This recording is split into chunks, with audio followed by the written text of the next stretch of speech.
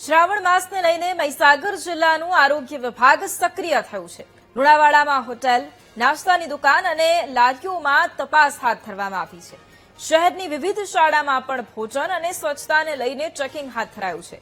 આરોગ્ય સાથે ચેડા કરતા તત્વો સામે આરોગ્ય વિભાગ દ્વારા કડક કાર્યવાહી હાથ ધરવામાં આવી રહી છે।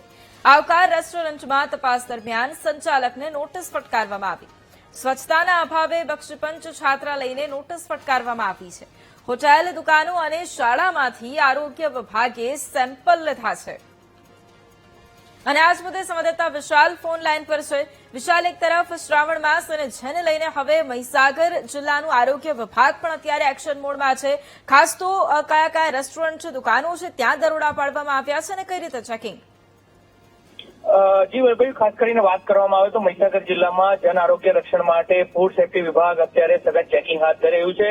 કહી શકાય કે છેલ્લા 5 દિવસથી જે રીતે જીપીએસ અને ચંદીપુરમ રોગ અને લક્ષણો સામે આવતા હાલ તો જે ફૂડ વિભાગ અને લુણાવાડા નગરપાલિકાના સંયુક્ત ઉપક્રમે વિવિધ હોટલો, રેસ્ટોરન્ટો, નાસ્તાની દુકાનો અને શાળાઓમાં તપાસ કરવામાં આવી છે।